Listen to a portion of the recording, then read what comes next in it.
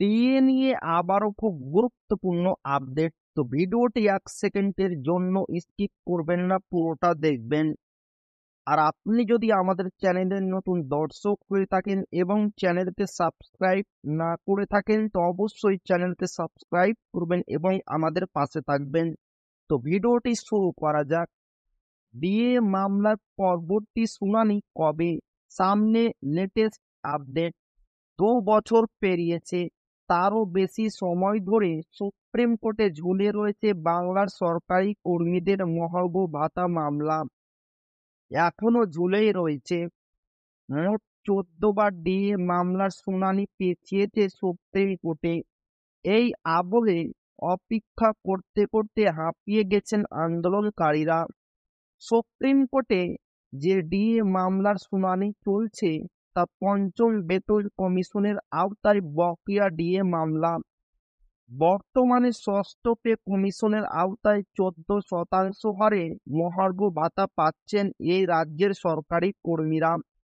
যদিও সম্প্রতি ৪% হারে ডিএ বৃদ্ধি করেছে রাজ্য। এদিকে কেন্দ্রীয় সরকারি কর্মীরা ৫৩% হারে ডিএ পাচ্ছেন, অর্থাৎ কেন্দ্র রাজ্য ব্যবধান দাঁড়িয়েছে ৩৫%। ২০২২ সালের ২০ মে ডিএ মামলা হাইকোর্টে উঠলে আদালতের নির্দেশ ছিল ৩ মাসের মধ্যে রাজ্য সরকারি কর্মচারীদের বকেয়া ডিএ মিটিয়ে দিতে হবে। তবে সেবার জয় পেয়েও মেলেনি বকেয়া। উচ্চ আদালতের ডিএ রায়কে চ্যালেঞ্জ জানিয়ে রিভিউ পিটিশন দাখিল করেছিল রাজ্য, যদিও তা খারিজ হয়ে যায়। এরই মাঝে ৩টি রাজ্য সরকারি কর্মচারী সংগঠন রাজ্যের বিরুদ্ধে আদালত অবমাননার মামলা দায়ের করে। সেই মামলার মধ্যে পাল্টা সুপ্রিম কোর্টে যায় রাজ্য। সেই ২০২২ সালের নভেম্বর থেকে সুপ্রিম কোর্টে ডিএ মামলা চলছে।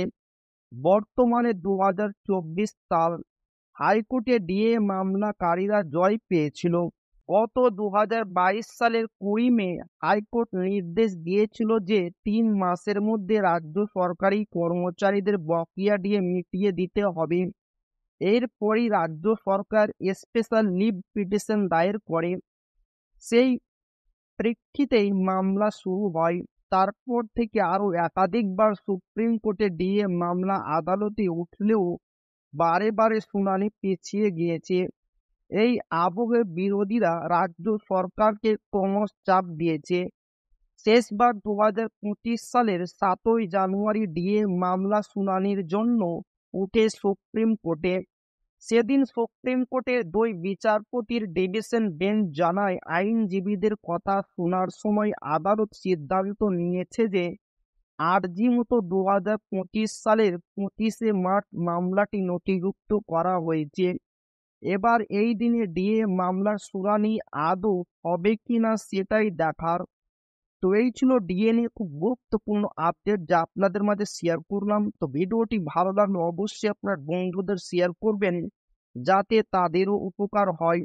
আর আপনি যদি এখনো আমাদের চ্যানেলকে সাবস্ক্রাইব না করে থাকেন, তো অবশ্যই চ্যানেলকে সাবস্ক্রাইব করবেন এবং আমাদের পাশে থাকবেন। তো আবারও দেখা হবে ডিএ রিলেটেড খুব গুরুত্বপূর্ণ ভিডিওতে।